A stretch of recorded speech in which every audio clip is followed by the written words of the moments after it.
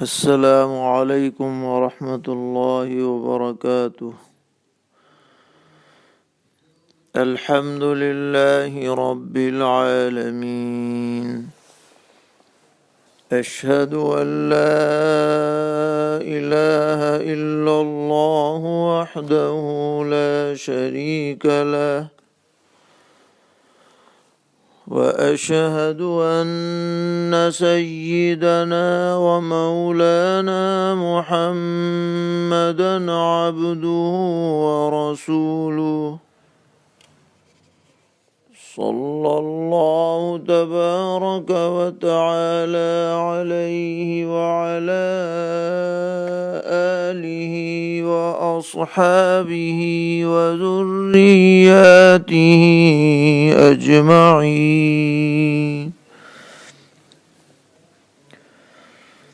أما بعد، فأعوذ بالله من الشيطان الرجيم. بسم الله الرحمن الرحيم.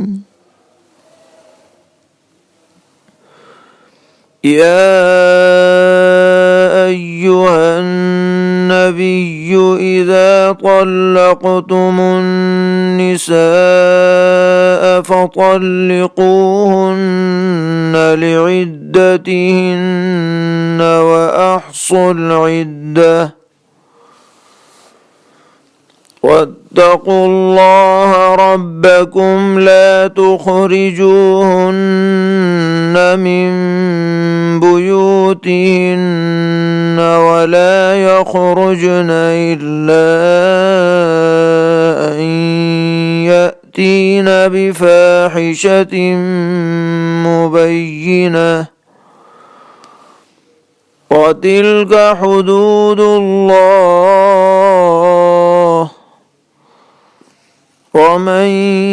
يتعد حدود الله فقد ظلم نفسه، لا تدري لعل الله يحدث بعد ذلك أمرا. صدق الله مولانا العلي العظيم.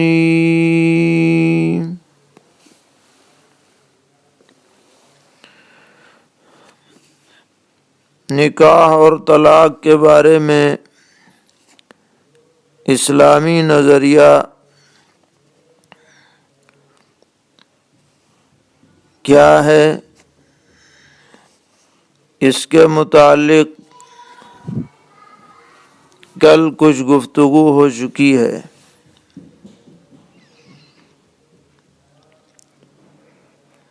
اسلام کی آمد سے قبل زمانہ جاہلیت میں جہاں عورتوں کے ساتھ بہت سے مظالم اور حق تلفیاں روا رکھی جاتی تھیں، انہی میں سے ایک بات یہ بھی تھی کہ اس معاشرے میں طلاق دینے کی بھی کوئی حد نہ تھی اور طلاق دے کر رجعت کرنے کی بھی کوئی حد نہ تھی۔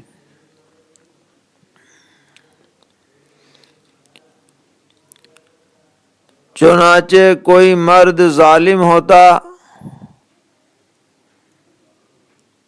اور وہ اپنی بیوی کے ساتھ سخت ترین برتاؤ کرتا،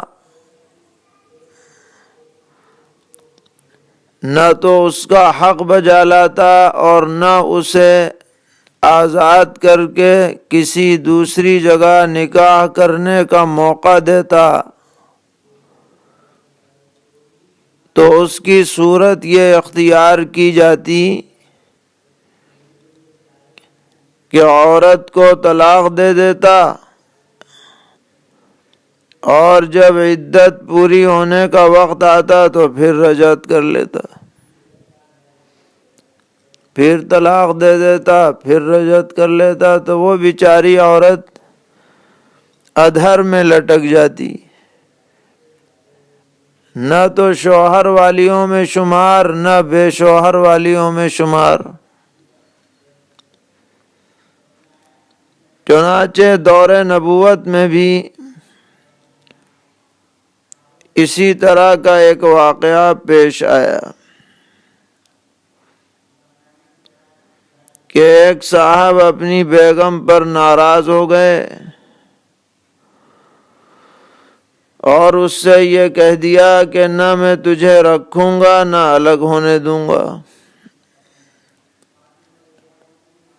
بیوی نے پوچھا کہ یہ کیسے ہوگا؟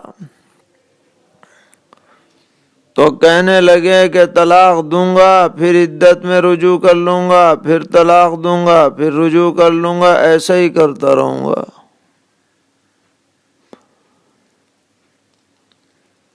جیسے ہمارے معاشرے میں شوہر جب زیادہ ناراض ہوتا ہے تو کیا کہتا ہے؟ تجھے گھر میں بٹھا کے رکھوں گا، تیرے بال سفید کر دوں گا اور تجھے کسی قابل نہ چھوڑوں گا۔ اسی طرح وہاں پر بھی اس عورت کے ساتھ یہ بات پیش آئی تو اس نے آ کر نبی اکرم علیہ الصلاۃ سے اپنی پریشانی بیان کی کہ میرے شوہر صاحب اس طرح کہہ رہے ہیں۔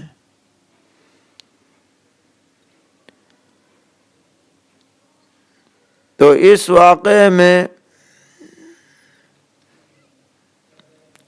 قرآن پاک میں ایک اصول امت کو عطا کیا گیا جو سورہ بقرہ میں مذکور ہے، اور وہ اصول یہ ہے کہ وہ طلاق جس کے بعد رجعت کرنے کا اختیار رہتا ہے وہ صرف 2 مرتبہ کی طلاق ہے۔ ایک مرتبہ طلاق دو پھر رجعت کر سکتے ہو، اور اگر دوسری مرتبہ دے دی تو پھر بھی رجعت کر سکتے ہو۔ رجعت کا مطلب بیوی کو اپنے نکاح میں برقرار رکھنا،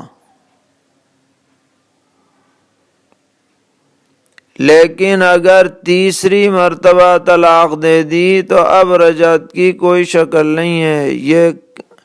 کھیل تماشا نہیں ہے کہ طلاق دو رجعت کرو، طلاق دو رجعت کرو، اس کی کوئی انتہائی نہ رہے۔ تو وہ جو ظلم ہو رہا تھا عورت پر کہ وہ بیچاری ادھر میں لٹک رہی تھی، اسلام نے آ کر اس عورت پر ظلم کو ختم فرما دیا، بندش لگا دی کہ اب یہ بات نہیں چلے گی کہ طلاق دو اور رجعت کرو، اس کی تحدید ہو گئی ہے۔ اور وہ تحدید یہ ہے کہ 1 مرتبہ طلاق دو تو رجعت کر سکتے ہو، پھر دوسری مرتبہ دو تو بھی کر سکتے ہو، لیکن تیسری مرتبہ اگر دے دی تو اب رجعت کی شکل نہیں ہے۔ اور یہ بات اہل علم جانتے ہیں کہ رجعت ایک تو یہ ہوتی ہے کہ صریح الفاظ سے طلاق دی، وہ الفاظ جو صرف طلاق میں مستعمل ہیں یا اسی میں معروف ہیں، تو اس میں عدت کے اندر بغیر نکاح کے بھی رجعت ہو جاتی ہے، اور اگر عدت گزر جائے تو نیا نکاح کرنا پڑتا ہے۔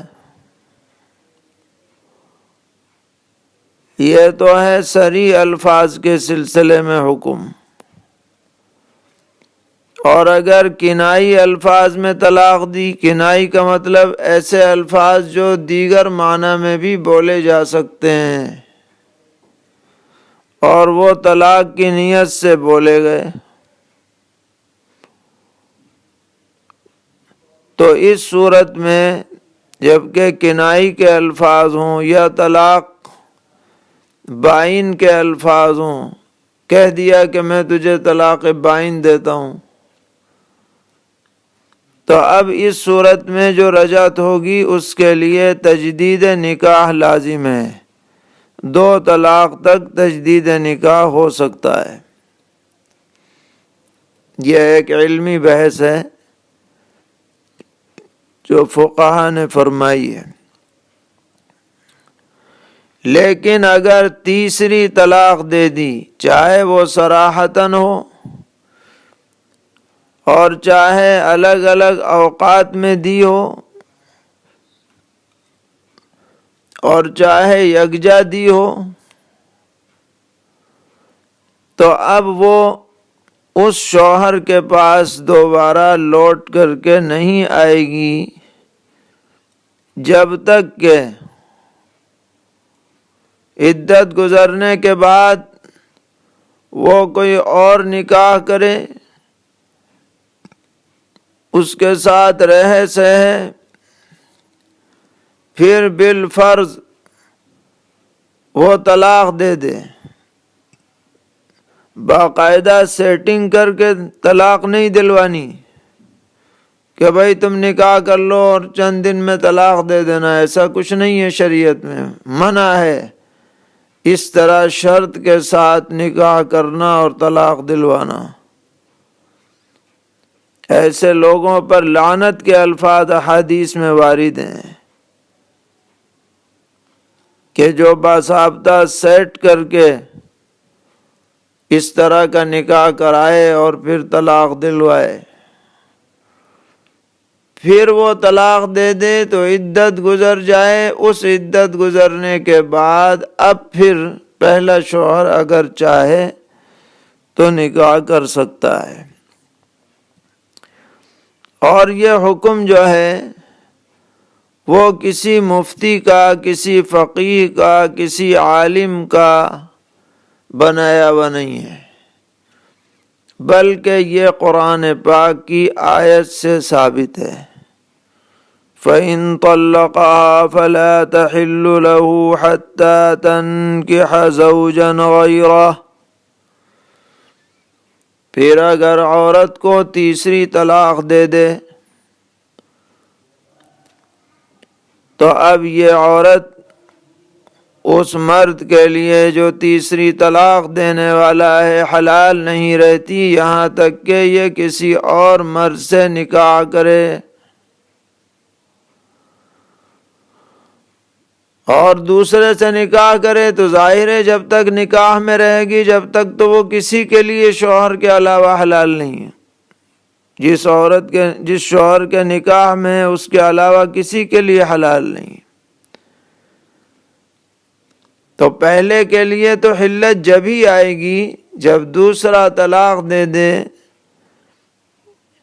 یا اتفاقاً اس کا انتقال ہو جائے اور پھر اس کی عدت گزرے تب ہو سکتی ہے۔ یہ حکم قرآن پاک سے ثابت ہے۔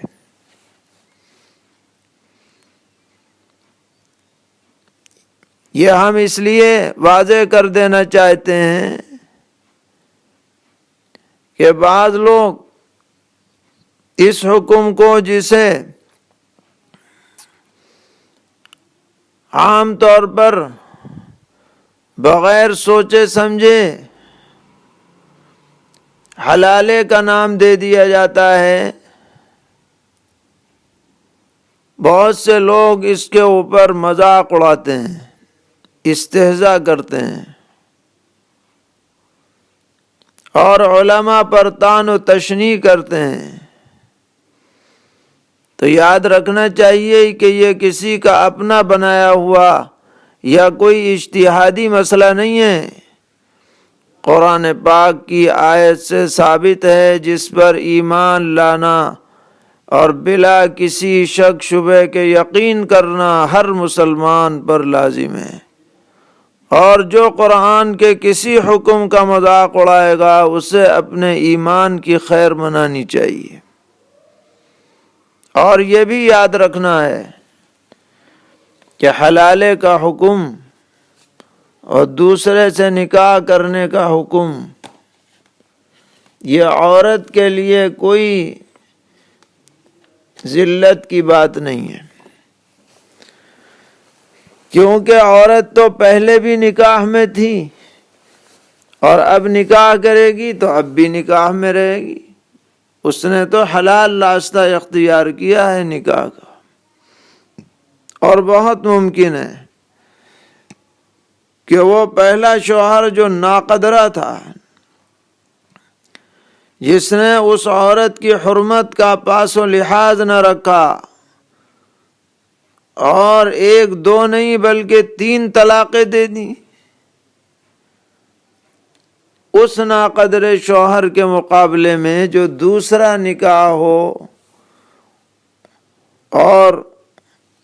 اس میں جو نکاح کرنے والا شخص ہو وہ اس عورت کے لیے بہتر ثابت ہو، اور عورت کی زندگی جو اجیرن ہو رہی تھی وہ اب بہترین انداز میں گزرنے لگے، بہت اس کا امکان ہے۔ تو عورت کے لیے اس میں نہ کوئی سزا ہے، نہ کوئی ذلت کی بات ہے، نہ کوئی شریعت یا عرف کے خلاف بات ہے، کیونکہ وہ تو منکوحہ پہلے بھی تھی، منکوحہ اب بھی ہے۔ اصل میں اس حکم میں جو سزا ہے وہ اس شوہر کے لیے ہے جس نے 3 طلاقیں دے دی، کہ اب اس کی یہ بیوی جب تک کہ دوسرے کے پاس نہ جائے، اس پہلے کے پاس لوٹ کر کے نہیں آئے گی، اس کی تنبیہ اور اس کے لیے ایک سزا کے طور پر یہ حکم متعین کیا گیا ہے،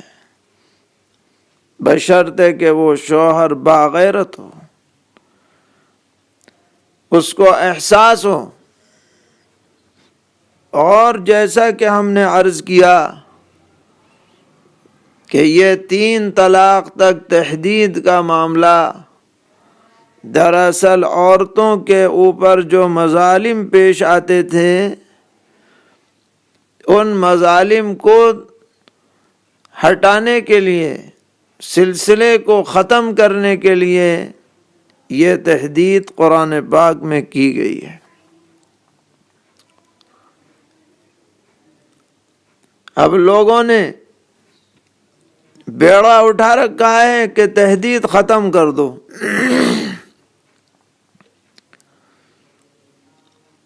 کہ طلاق پہ طلاق دیے جاؤ اور طلاق پڑے نا، رجعت کرتے رہو۔ تو اگر یہ بات چلائی جائے گی تو اس معاملے میں اور زمانے جاہلیت میں جو عورت کے ساتھ ظلم ہوتا تھا اس میں اور اس میں کوئی فرق ہی نہ رہے گا۔ جس غلط بات کو ختم کرنے کے لیے قرآن پاک نے تحدید کی، اب وہی بات پھر معاشرے میں جاری کر دی جائے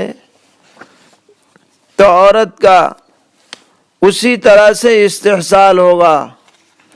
جیسا کہ زمانے جاہلیت میں ہوتا رہا۔ اور یہ جو بات طلاق کے بارے میں چلائی جاتی ہے وہ دراصل ایک غلط فہمی پہ مبنی ہے، اور غلط فہمی یہ منصوبہ بندی کے ساتھ پھیلائی گئی کہ جب بھی طلاق ہوگی تو عورت کو نقصان ہوگا۔ یہ ایک مفروضہ اپنے ذہن میں بٹھا لیا گیا کہ جب بھی طلاق ہوگی تو عورت خسارے میں رہے گی، حالانکہ یہ تجربے اور مشاہدے کے خلاف ہے، کیونکہ عقلی طور پر 3 صورتیں پیش آ سکتی ہیں اور پیش آتی ہیں۔ پہلی شکل یہ ہے کہ دونوں طلاق چاہتے ہیں، حالات ایسے بن گئے کہ اب دونوں کا دل اچاٹ ہو گیا، مرد بھی چاہتا ہے میں چھوڑ دوں، عورت بھی چاہتی ہے کہ میں نہ رہوں۔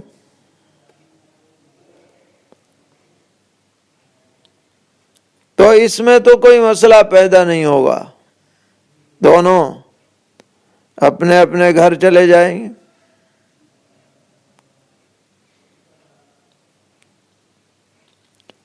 دوسری شکل یہ ہے کہ مرد تو طلاق دینا چاہتا ہے لیکن عورت نہیں چاہتی،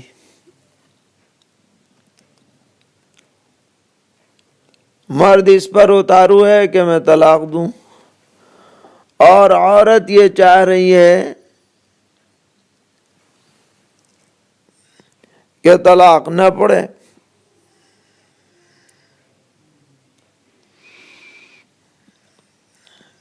تو لوگ کہتے ہیں کہ بھئی ایسی شکل نکالو کہ طلاق نہ پڑے تاکہ عورت کی بات رہ جائے، لیکن سمجھنا چاہیے کہ ایک تیسری شکل بھی پائی جاتی ہے، اور وہ یہ ہے کہ عورت تو طلاق لینا چاہتی ہے مگر مرد طلاق دے کر کے بھی یہ دعویٰ کرتا ہے کہ میری طلاق معتبر نہیں، اور عورت اس سے چھٹکارا چاہتی ہے۔ تو اگر مطلقاً یہ کہہ دیا جائے کہ جتنی بھی چاہے طلاق دے دو، طلاق نہیں پڑے گی، یعنی رجعت کا سلسلہ ختم نہیں ہوگا، تو دوسری شکل میں تو عورت کو فائدہ ہو سکتا ہے، لیکن تیسری شکل میں جو عورت کا نقصان ہوگا کہ وہ چاہے گی اس ظالم سے چھٹکارا پانا مگر لوگ اسے چھٹنے نہیں دیں گے اور اس کی زندگی گھٹ گھٹ کر کے گزر جائے گی، اس کا کیا مداوع ہو سکتا ہے؟ اس لیے شریعت نے جزئی واقعات کو پیش نظر رکھے بغیر مجموعی اعتبار سے جو چیز معاشرے کے لیے قابل عمل اور بہتر ہو سکتی ہے وہ صورت تجویز فرمائی کہ بھئی 2 تک رجعت کا حق ہے، 3 کے بعد رجعت کا حق نہیں۔ اور بلا شبہ اس طریقے پر عمل کرنے میں جو فوائد ہیں، جو اطمینان اور سکون کی بات ہے، وہ دنیا تجربہ کر کے دیکھ لے اور قوانین بنا لے اور کوششیں کر لے، انشاءاللہ بالآخر سب اسی طرف واپس آئیں گے کہ جو خلاق دو جہان ہے، جو ہمارے مزاج سے، ہماری جبلت سے، ہماری بناوٹ سے، ہمارے ذہن سے اچھی طرح ہم سے زیادہ واقف ہے، اس نے ہمارے لیے جو اصول متعین کیے ہیں اس سے بہتر کوئی اصول ہمارے لیے نہیں ہو سکتے۔ تو اسلام کا نظام جو طلاق کے سلسلے میں ہے وہ انتہائی مضبوط ہے، مستحکم ہے، کہ 1 طلاق کے بعد رجعت کا حق ہے، 2 کے بعد بھی حق ہے۔ دونوں کے متعلق فرمایا الطلاق مرتان فَإِمْسَاكٌ بِمَعْرُوفٍ أَوْ تَسْرِيحٌ بِإِحْسَان، کہ 2 مرتبہ طلاق دینی ہے، اس کے بعد یا تو اچھے طریقے پر رکھ لو یا باعزت طریقے پر رخصت کر دو۔ یعنی یہ 2 طلاقیں وہ ہیں جن کے بعد یہ 2 کام تمہارے کرنے کا اختیار ہے، چاہے تو دوبارہ رکھ لو، معافی تلافی کر لو، معاملات درست کر لو، حقوق ادا کرو، جس سے جو غلطی ہوئی ہے وہ اپنی غلطی سے توبہ کر لے اور پھر گھر بنا لو۔ فَإِمْسَاكُمْ بِمَعْرُوفٍ، بہت ہی بہترین، شاندار، خوبصورت تعبیر کی گئی، فَإِمْسَاكُمْ بِمَعْرُوفٍ، اور فرمایا او تسریح بِإِحْسَان، اور بھائی اگر چھوڑ نہیں ٹھہرا تو حسن سلوک کرتے ہوئے عزت اور احترام کے ساتھ رخصت کر دو۔ اللہ تعالیٰ تمہارے لیے بھی کئی اور راستہ نکال دے گا، اور اس اللہ کی بندی کے لیے بھی کوئی دوسرا بہتر راستہ نکل آئے گا۔ یعنی اس کو عداوت اور بغض اور دشمنی کا ذریعہ مت بناؤ، خوش اسلوبی سے معاملات کو حل کرو۔ یہ طلاق قطع رحمی کا سبب نہیں بننی چاہیے، بلکہ رشتہ داری کے، اگر وہ رشتہ اپنے رشتہ داروں میں ہوا ہو تو جو پہلے سے رشتے برقرار ہیں اس میں کوئی تلخی نہیں ہونی چاہیے، حکمت عملی سے، حسن تدبیر سے، اچھے انداز میں یہ کہتے ہوئے کہ بھائی اللہ کو یہی منظور تھا، ہم نے تو بہت نبھانے کی کوشش کی لیکن کیا کریں، دے دلا کر کے اس کو رخصت کر دو۔ فَإِمْسَاكُمْ بِمَعْرُوفٍ أَوْ تَسْرِيحٌ بِإِحْسَان، جو آدمی ان الفاظ پر غور کرے گا وہ طلاق کے بارے میں اسلامی نظریے کو اچھی طرح سمجھ جائے گا کہ جو موقع معاشرے میں انتہائی تلخیوں کا موقع سمجھا جاتا ہے اور جس کی بنیاد پر آج بھی ہمارے معاشرے میں انتہائی بے اعتدالی کا معاملہ سامنے آتا ہے، دشمنیاں ہوتی ہیں، حتیٰ کہ پولیس تھانہ کچہری کی نوبت آتی ہے، ہر فریق دوسرے کو ذلیل کرنے میں کوئی کمی اور کسر نہیں چھوڑتا ہے۔ ایسے نازک موقع پر بھی قرآن کیا کہہ رہا ہے؟ فَإِمْسَاكُمْ بِمَعْرُوفٍ أَوْ تَسْرِيحٌ بِإِحْسَان، 2 راستے ہیں، تیسرا کوئی راستہ نہیں، یا تو رکھ لو اچھی طرح اور یا تو خوش اسلوبی سے رخصت کر دو، ایک دوسرے کے در پہ آزار نہ رہو۔ اس سے بہتر کوئی تعلیم نہیں ہو سکتی، اس سے بہتر کوئی ہدایت نہیں ہو سکتی۔ ہاں 3 کے بعد نہیں، کیونکہ اگر 3 کے بعد بھی یہ صورت رہے گی تو عورت کا بڑا نقصان ہوگا، وہ بیچاری ادھر میں لٹکتی رہے گی، گھٹ گھٹ کر کے وہ زندگی گزارے گی۔ اس لیے مجموعی طور پر معاشرے کی ضرورت کو سامنے رکھتے ہوئے یہ طلاق کے معاملے میں تحدید کی گئی ہے۔ اس کے بعد پھر طلاق دینے کی بھی کئی صورتیں ہوتی ہیں، ان کا تذکرہ انشاءاللہ اگلی مجلس میں کیا جائے گا۔ اللہ تعالی ہم سب کو توفیق عطا فرمائے، دین کو سمجھنے کی اور دین پر عمل کرنے کی، قرآن پاک کی ہدایات سے ہم سب کو مستفید ہونے کی سعادت سے نوازیں۔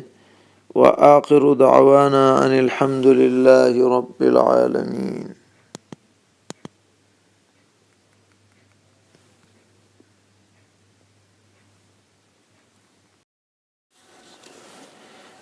نحمد